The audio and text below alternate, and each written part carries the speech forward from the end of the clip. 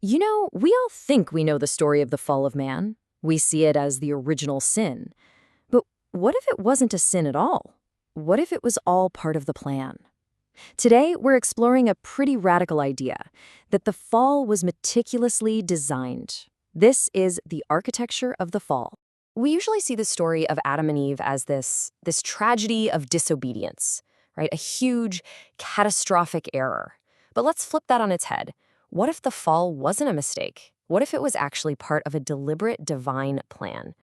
The idea we're digging into argues that the fall was no accident at all. Nope. It was an event with a deliberate architecture, built with four essential ingredients, all designed to guide Adam and Eve toward a very specific outcome. So, what were these ingredients? Well, it all starts with understanding the garden's true purpose. Okay, so the whole plan hinges on these four interconnected pieces. First, you have to create an expectation in Adam and Eve. Then, you need the physical trigger, the fruit. After that, you need a really specific and, frankly, kind of weird command. And finally, you need an external push, a catalyst, to get the ball rolling. So let's break down that first ingredient. All right, so this first ingredient completely flips the script on how we usually think of Adam and Eve. The argument here is that they weren't just these naive innocents who expected to live in paradise forever. Instead, they were put there with the knowledge and even the expectation that their time was temporary, that they would eventually become mortal. And the proof for this is pretty fascinating. I mean, think about their marriage. In an immortal, unchanging paradise, what's the point of a union that's all about procreation?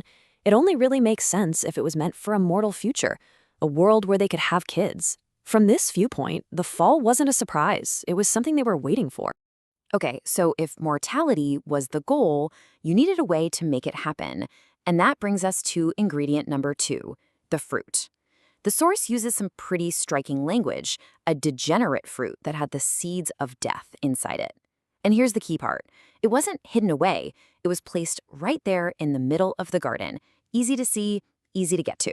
So you've got the expectation and you've got the mechanism. But this is where the architecture of the plan gets really, really clever. The third ingredient isn't actually the fruit itself, but the very specific and paradoxical command that was given about it. I mean, just look at the exact wording here. This isn't a simple "don't do it." It's this incredibly strange mix of prohibition and permission. Thou shalt not eat, nevertheless thou mayest choose for thyself, but remember that I forbid it. It's like a command wrapped inside an invitation to choose. And this slide just lays out the tension perfectly.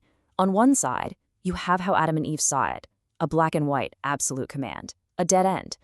But on the other side, you have what this source argues was the real meaning, a subtle hint, a test inviting them to use their agency and choose for themselves.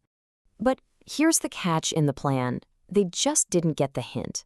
For Adam and Eve, there was no gray area. The command was categorically prohibited.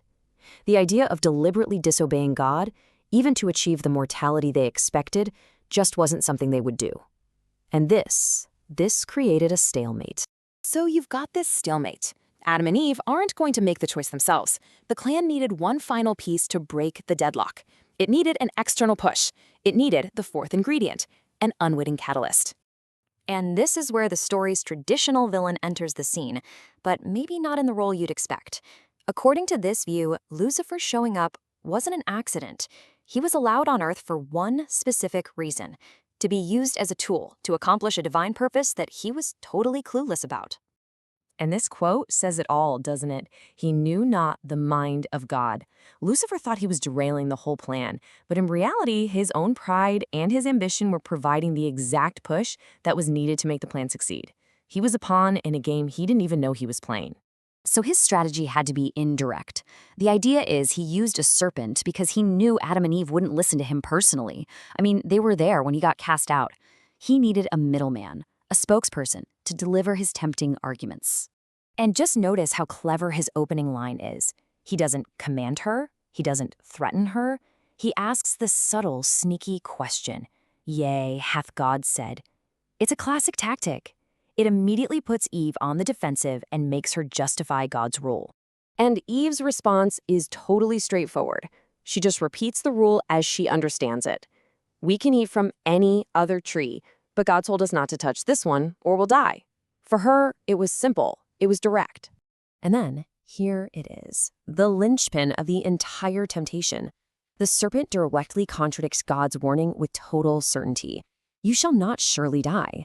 This is the essential lie, and it's designed to completely shatter her trust in that original command. But he doesn't just stop there. He completely reframes God's motive. He suggests the command isn't for their protection, but that it's actually a selfish move by God to keep them down, to stop them from reaching their true potential, from becoming as gods, knowing good and evil. He's twisting a divine plan into an act of divine jealousy.